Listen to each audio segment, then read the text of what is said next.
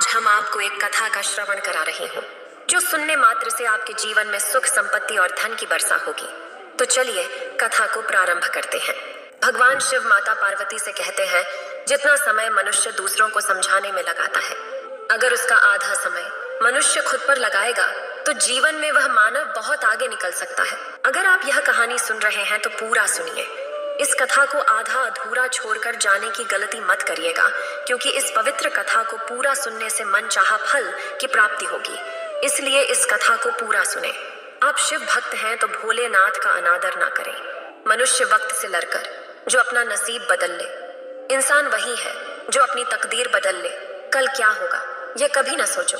क्या पता कल वक्त खुद अपनी तस्वीर बदल ले। जब तक मनुष्य को खुद की अहमियत नहीं पता होती, तब तक वह दूसरों की अहमियत को नहीं समझ सकता।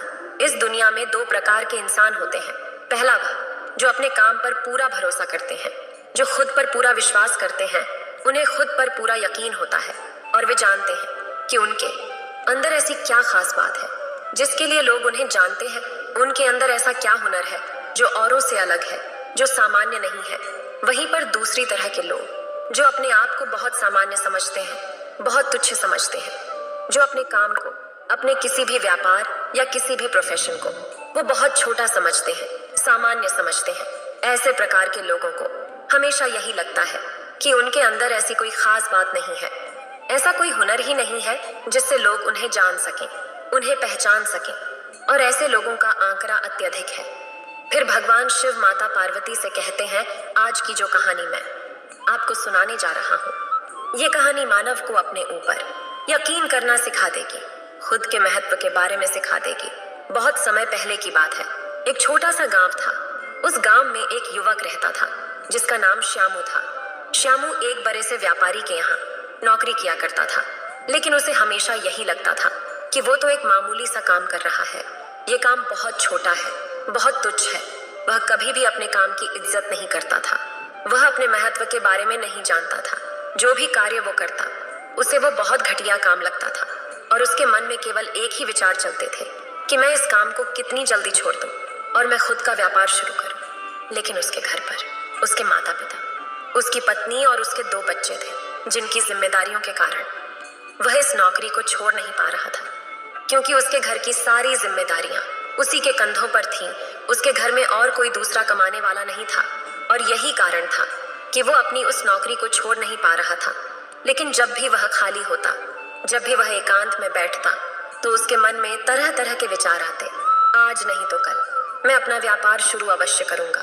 यदि मैं व्यापार ना भी शुरू कर पाया तो एक छोटी सी दुकान खोल लूंगा, जिससे मेरा गुजर बसर अवश्य होने लगेगा और मेरे परिवार की जिम्मेदारियां भी पूरी होने लगेंगी। इसी प्रकार काम के बारे में तो कभी दूसरे काम के बारे में सोचा करता था। वो हमेशा सोचता, यदि मैं कुछ बड़ा काम करूंगा तभी लोग मेरी इज्जत करेंगे, तभी मेरा सम्मान करेंगे, अन्यथा लोग मुझे यूं ही नाकारा नाकामयाब समझेंगे।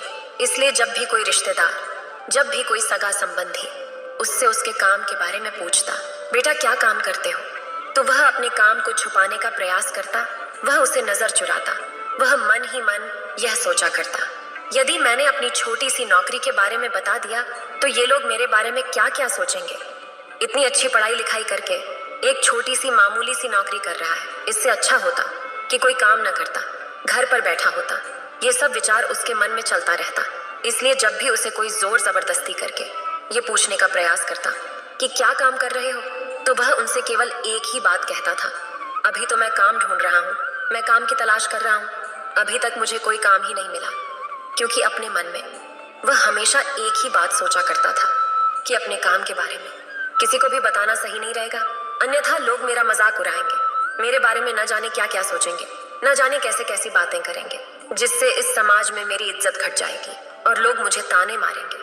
वह तरह तरह के उलाहने देंगे। इसी प्रकार के विचार उसके मन में हमेशा चलते रहते थे और वो हमेशा बहुत परेशान रहता था। कोई ना कोई ऐसा उपाय निकालने की कोशिश में लगा रहता था जिससे कि लोग उसका सम्मान करें, उसकी इज्जत करें, जिस कारण वो बहुत तनाव में रहने लगा था, बहुत चिंतित रहने लगा था। और जो नौकरी वो किया करता था, उस नौकरी में उसे अच्छा वेतन मिलता था, जिससे उसका, उसके पूरे परिवार का भरण पोषण बहुत आसानी से हो जाता था। लेकिन फिर भी वो अपने आप को बेकार समझता था। नाकारा नालायक समझता था, जिस कारण उसे रातों को नींद नहीं आती थी। वह बहुत चिंतित रहता, परेशान रहता। वो अपने आप को हमेशा फालतू समझता था। उसे लगता कि वो इस दुनिया में एक अकेला ऐसा इंसान है जो पूरी तरह से बेकार है, नालायक और निकम्मा है। कभी कभी तो उसके मन में आत्महत्या करने के विचार भी उत्पन्न होने लगता था, लेकिन जैसे तैसे वो खुद को मना लेता और अपने कामों में लग जाता। एक दिन की बातें हैं, श्यामू अपने मालिक के काम से कहीं बाहर जा रहा था। तभी रास्ते में उसे एक सन्यासी मिले। वह सन्यासी श्यामू से बड़ी विनम्रता से भिक्षा मांगता है। तब श्यामू उन सन्यासी से कहता है, हे महात्मा, आपके चेहरे पर अजीब सा तेज है, पर आपके मन में अजीब सी शांति महसूस हो रही है। आप बड़े दयालु मालूम पड़ते हैं। भला आजकल इस तरह से कौन बात करता है? जिसे देखो वह क्रोधित है, जिसे देखो वह ईर्ष्या करता है, जिसे देखो एक दूसरे से चुगली में लगा रहता है। कोई किसी की इज्जत नहीं करता, कोई किसी का सम्मान नहीं करता। लेकिन आपकी की वाणी ने एक ही पल में मेरा मन मोह लिया है। क्या आप कोई जादूगर है? श्यामू की ये बात सुनकर वह सन्यासी मुस्कुराने लगे। तब श्यामू उस सन्यासी से कहता है, हे महात्मा, आप क्यों मुस्कुरा रहे हैं? मैंने क्या कुछ गलत कह दिया? तभी वह सन्यासी कहते हैं, हर कोई दयालु है, हर कोई करुणा से भरा हुआ है, लेकिन वह खुद को नहीं जान पाता, वह खुद को समझ नहीं पाता, और यही कारण कि वह किसी का सम्मान भी नहीं करता है। तभी श्यामू खुद को संबोधित करते हुए कहता है, हे महात्मा, मैं सबकी मदद करना चाहता हूँ। मैं हमेशा दूसरों के काम आता हूँ। उसके बावजूद भी लोग मेरी इज्जत नहीं करते, मेरा सम्मान नहीं करते। ऐसा करना तो दूर, वो मुझसे ढंग से बात तक नहीं करते। उन्हें मेरी कोई कद्र नहीं, मुझसे कोई पूछता तक नहीं है। और ये सब देख देख कर मेरा मन आंसू से भर जाता है, और मेरे मन में तब ये विचार आता है कि मैं किसी काम का नहीं हूँ। मैं तो व्यर्थ में ही ये सारे काम कर रहा हूँ। एक छोटा सा काम जिसे मुझे नहीं करना चाहिए, जिस वजह से मेरे मन में कभी कभी उन सभी के प्रति ईर्ष्या भी उत्पन्न होने लगती है। हालांकि मैं उनका बुरा नहीं चाहता, मैं हमेशा दूसरों की मदद करना चाहता हूँ, लेकिन वो लोग कभी मेरी इज्जत नहीं करते, ना ही मेरा सम्मान करते हैं। कम से कम उन्हें एक बार मुझसे हंसकर बात तो करनी चाहिए, कम से कम उन्हें एक बार मेरा सम्मान तो करना चाहिए। उन लोगों को कम से कम एक बार ये दिखाना तो चाहिए कि वो मुझसे प्रेम करता है, मेरा सम्मान करता है, मेरी कद्र करता है।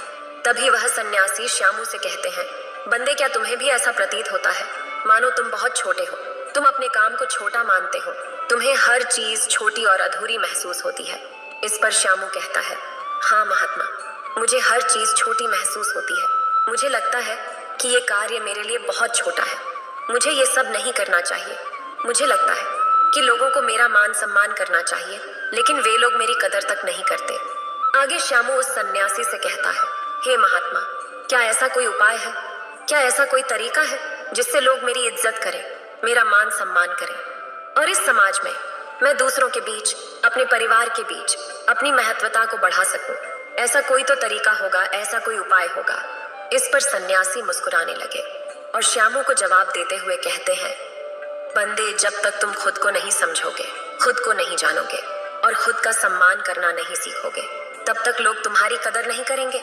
जब तक तुम खुद को ही छोटा मानोगे, तब तक भला तुम्हें कोई दूसरा कैसे बड़ा मान सकता है? आगे वह सन्यासी श्यामू से कहते हैं, बंदे, अभी कुछ देर पहले मैंने तुमसे भिक्षा मांगी थी। ऐसा नहीं है कि हर द्वार से हमें भिक्षा मिल ही जाती है। कुछ द्वार पर तो हमें यूं ही खाली हाथ लौटना पड़ता है, लेकिन हमें जो कुछ भी मिलता है उसके लिए हमारे मन में धन्यवाद की भावना होती है। धन्यवाद का भाव होता है जिससे हम खुद को सम्मान दे पाते, दूसरों के प्रति प्रेम सिखा पाते हैं। किंतु जब तक हम खुद को कोसते रहेंगे, खुद को नीचा दिखाते रहेंगे, तब तक हम खुद से प्रेम नहीं करते। जब हम खुद की ही इज्जत नहीं करते, तो भला लोग हमारी इज्जत क्यों करेंगे? जब हम खुद से ही प्रेम नहीं कर सकते, तो लोग हमसे प्रेम क्यों करेंगे? तभी श्यामू उन सन्यासी की बात काटते हुए कहता है, परंतु हे महात्मा, मैं तो एक तुच्छ काम करता हूँ, और इस तुच्छ काम में मैं अपने आप को कैसे बड़ा मान सकता हूँ? इस छोटे से काम में मैं खुद को कैसे संतुष्ट कर सकता हूँ? मैं कैसे छोटे छोटे काम के लिए अपने मन को धन्यवाद का भाव पैदा कर सकता हूँ? भला यह सब कैसे संभव होगा अगर मैं अपने आप को पसंद न करता हूँ, अपने काम को पसंद न करता हूँ? तभी वह सन्यासी श्यामू से कहते हैं, बंदे, तुम सड़क पर बैठे उस भिखारी को देखते हो? उस पर रामू कहता है, हाँ महात्मा, मैं उसे देख पा रहा हूँ। फटे हाल दर दर भटकता हुआ। वह भिखारी कितना लाचार है जो उसे इस तरह से भीख मांगनी पड़ रही है। तभी सन्यासी कहते हैं, क्या तुम इससे अच्छे हालात में नहीं हो? क्या उसके पास वो सब है जो तुम्हारे पास है? तभी श्यामू कहता है, नहीं महात्मा, अगर उसके पास मेरी जैसी नौकरी होती तो वह अच्छा खासा कमा रहा होता और अपने परिवार का भरण पोषण कर रहा होता। तभी वह सन्यासी कहते हैं, बंदे, जब तुम उससे अच्छे हालात में हो तो तुम्हें दुखी नहीं होना चाहिए, तुम्हें तो खुश होना चाहिए। इस पर श्यामू कहता है, क्योंकि मैं उससे कहीं अच्छे हालात में हूँ, इसलिए मुझे खुश होना चाहिए। तभी वह सन्यासी कहते हैं, हर किसी को अच्छी नौकरी नहीं मिल पाती, हर किसी को अच्छी तनख्वाह नहीं मिल पाती, हर कोई अपने परिवार का भरण पोषण तक ठीक से नहीं कर पाता, लेकिन तुम यह सब करने में सक्षम हो। यदि तुम कुछ इस प्रकार सोचोगे तो तुम्हारे मन में भी धन्यवाद का भाव उत्पन्न होने लगेगा। तुम्हारा ये शरीर स्वस्थ है, तुम जहाँ चाहो वहाँ जा सकते हो, जैसा चाहो वैसे काम कर सकते हो, तुम्हें किसी प्रकार की कोई चिंता नहीं, कोई फिक्र नहीं, लेकिन फिर भी तुम अपने आप को, अपने काम को तुच्छ समझते हो, छोटा समझते हो। इसीलिए तुम्हारा यह नजरिया ही तुम्हें अपने आप को छोटा बनाते जा रहा है और तुम किसी भी काम को छोटे नजरिए से ही देखते हो। इसलिए तुम्हें अपने नजरिए को बदलने की जरूरत है।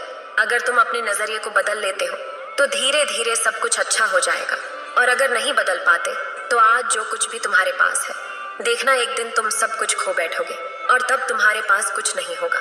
तुम केवल पश्चाताप करोगे, रोगे, लेकिन तुम्हारे हाथ कुछ नहीं आएगा।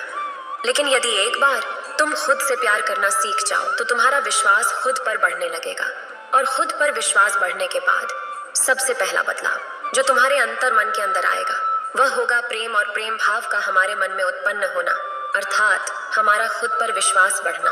और जब हमारा विश्वास खुद पर बढ़ने लगता है तो हमारी संकल्प शक्ति भी मजबूत होने लगती है। आगे वह सन्यासी श्यामू से कहते हैं कि तुमने कभी किसी नेता को देखा है?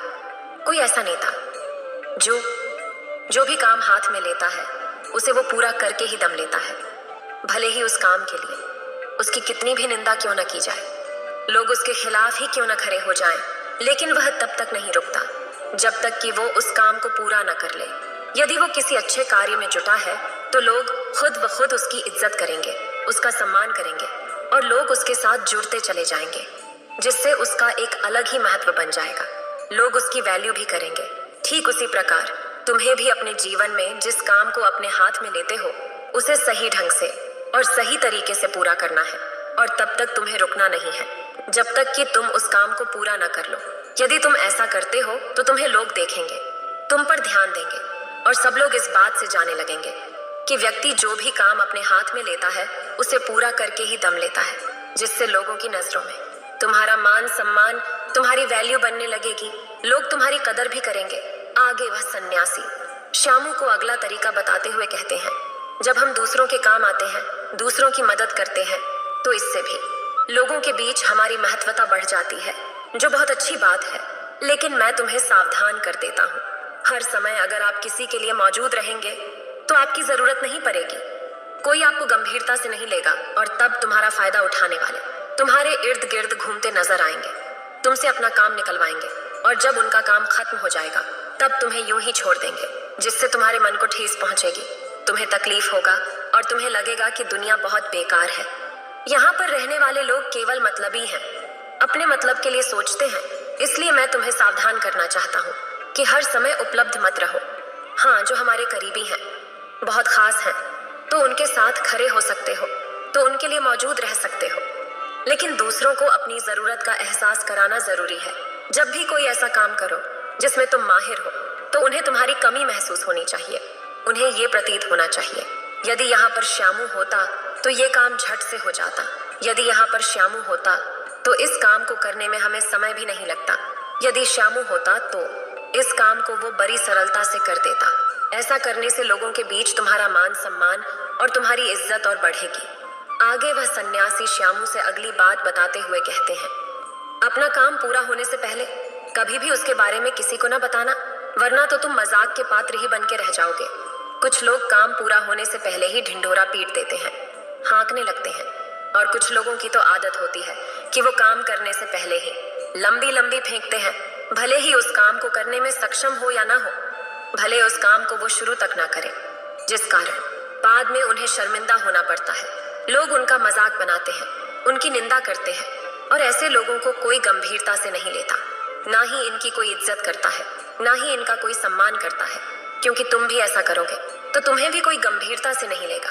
इसीलिए चुप रहकर अपने काम को निरंतर करते जाओ और आपकी निरंतरता ही आपको अपनी लक्ष्य तक पहुंचा देगी। और जब एक दिन आप अपने लक्ष्य पर पहुंच जाओगे, उसके बाद लोगों को खुद पता चल जाएगा कि आपने क्या किया है। तब लोग आपकी इज्जत करेंगे, आपका सम्मान करेंगे। आगे वह सन्यासी श्यामू को अगला तरीका बताते हुए कहते हैं, अपने मन की झिझक को दूर करना सीखो। हम में से अधिकांश लोगों की आदत होती है कि वो दूसरों से बात करने में झिझकते हैं, या फिर उन्हें कोई नया काम दे दिया जाए, या फिर उन्हें कहीं जाने के लिए कह दिया जाए तो उनके मन में जो आत्मविश्वास होता है वो बहुत कम होता है, जिस कारण को लोगों से बात करने में झिझकते हैं, डरते हैं और इसी कारणवश वो अपने जीवन में कुछ नया और कुछ अलग नहीं कर पाते। यदि आपके मन में भी ऐसी ही झिझक है, ऐसे ही आत्मविश्वास की कमी है, तो आपको सबसे पहले तो इस झिझक से अपने आत्मविश्वास की कमी से लड़ना होगा, इसका सामना करना होगा। फिर सन्यासी कहते हैं, जैसे कि मान लो यदि आपको किसी अनजान व्यक्ति से बात करने में झिझक होती है, तो आपको आज से जब भी कोई अनजान व्यक्ति मिले तो उससे जबरदस्ती बात करने का प्रयास करना चाहिए, बात करने का अभ्यास करना चाहिए और अभ्यास करते करते एक दिन आप उनसे बेझिझक बात करने लग जाओगे। आप किसी भी अनजान व्यक्ति से धड़क बात कर पाएंगे, मानो ऐसा लगेगा ही नहीं कि आपने कभी उनसे मिला तक नहीं और ये आपकी पहली मुलाकात है। और जब आपके अंदर ये आत्मविश्वास जग जाएगा या आत्मविश्वास बढ़ जाएगा, तो जब भी आप लोगों के सामने अपनी बात रखेंगे तो वह साफ और स्पष्ट तौर पर रख पाएंगे, जिससे लोगों को आपकी बात साफ और स्पष्ट तौर पर समझ में आएगी और लोग आपकी बातों से सहमत होंगे। आगे वह सन्यासी श्यामू को अगला तरीका बताते हुए कहते हैं, श्यामू मेरी एक बात याद रखना, तुम चाहे कितने भी भौतिक सुख पालो, लेकिन घमंड कभी ना करना, क्योंकि घमंड की तलवार ऐसी है, इसकी धार इतनी तेज है कि कब तुम्हारी गर्दन कट जाएगी तुम्हें पता तक नहीं चल पाएगा। हम में से अधिकांश लोग उपलब्धियां हासिल करने के बाद कुछ लोगों को ये बुखार हो जाता है, कुछ लोगों को ये घमंड हो जाता है कि उनसे सर्वश्रेष्ठ और कोई है ही नहीं। वो जो कुछ कर रहे हैं वही सही है और बाकी जो कर रहे हैं वो गलत है। जैसी वो बातें करते हैं वो सही है, जैसे वो कपड़े पहनते हैं, जो वो काम करते हैं वो सब कुछ सही है और बाकी सब गलत है, जिस कारण आप लोगों की कदर करना भूल जाते हैं, लोगों की इज्जत करना भूल जाते हैं। आपके सामने यदि आपसे कोई अधिक जानता है, आपसे अधिक कोई उपलब्धि हासिल करने वाला व्यक्ति भी आपके सामने खड़ा हो, तो आप उससे कभी कुछ सीख नहीं सकते, बल्कि आप उसकी निंदा करेंगे, उसका अपमान करेंगे। इसलिए जब भी हम अपने जीवन में कोई नई उपलब्धियां हासिल करते हैं जो आसान नहीं होती, तो हमारे मन में यह घमंड भी पनपने लगता है। ऐसे समय पर हमें अपना निरीक्षण करते रहना चाहिए कि कोई उपलब्धि हासिल करने के बाद हमारे भीतर अहंकार तो नहीं भर रहा है, कहीं हम अपने नीचे ओहदे वाले व्यक्तियों से गलत तरीके से पेश तो नहीं आ रहे, कहीं हम अपनी बातों से किसी का अपमान तो नहीं कर रहे, किसी का मजाक तो नहीं उड़ा रहे हैं, किसी को छोटा तो नहीं समझ रहे हैं। इस बात का निरीक्षण आध्यात्मिक उन्नति के लिए बहुत जरूरी होता है, क्योंकि आध्यात्मिक उन्नति में हमारा अहंकार ही सबसे बड़ा रोड़ा होता है। आखिर में सन्यासी श्यामू से कहते हैं, हम सभी इस समाज में रहते हैं और ये समाज हमारे लिए ही बनाया गया है, इसलिए हमें इस समाज की मदद करनी चाहिए, इस समाज में रहने वाले लोगों की मदद करनी चाहिए, उनके सामने अच्छे से पेश आना चाहिए। ये सारी बातें समाज भी एक बहुत ही समझदार इंसान के तौर पर पेश करती है और लोग आपसे हमेशा जुड़े रहने का प्रयास करते हैं, क्योंकि उनके मन में जो प्रेम है, जो भाव है, आपके प्रति जो इज्जत है, वही उन्हें आपसे जोरे रखता है, जिसे लोग आपका मान करते हैं, आपका सम्मान करते हैं, आपकी इज्जत करते हैं और लोग आपकी कदर भी करते हैं। इसलिए पहले खुद से प्रेम करना सीखो, अपने काम से प्रेम करो, अपने आप से प्रेम करो, धन्यवाद का भाव पैदा करो, क्योंकि हर कोई यहाँ पर आभारी है। ये समाज, ये दुनिया हमें केवल इस्तेमाल करने के लिए मिली है और हम हैं कि इस पर अपना हक मान लेते हैं और जैसे चाहे इसका इस्तेमाल करते हैं, लेकिन कभी आभार व्यक्त नहीं करते। आगे वह सन्यासी श्यामू से कहते हैं, आज से ही अपने आप को छोटा समझना भूल जाना, क्योंकि जब तक तुम खुद को छोटा समझोगे तब तक तुम हर चीज में निंदा ही करोगे, निंदा ही देखोगे और लोगों के प्रति ईर्ष्या का भाव भी रखोगे। इसलिए आज से अपने मन से ये भाव निकाल देना कि तुम छोटे हो और तुम एक तुच्छ काम कर रहे हो। जैसा कि मैंने तुम्हें पहले बताया, जितना तुम पा रहे हो, जो तुम कर रहे हो, ये बहुतों के नसीब में भी नहीं होता। इसलिए आज से ये भाव बदलकर उसकी जगह पर प्रेम का भाव उत्पन्न करो। इतना कहकर वह सन्यासी अपना भिक्षा लेकर वहां से आगे की ओर चल पड़े और श्यामू भी उन्हें प्रणाम करके अपने काम की ओर खुशी खुशी आगे बढ़ता गया। इतना कहकर भगवान शिव इस कहानी को समाप्त करते हैं। इस वीडियो को बोलते समय कोई त्रुटि हो तो मैं क्षमा चाहती हूँ। उम्मीद है आप सभी को ये वीडियो अच्छी लगी होगी। अगर आप शिव के सच्चे भक्त हैं तो चैनल को सब्सक्राइब और वीडियो को लाइक करके कमेंट में हर हर महादेव लिख दीजिए।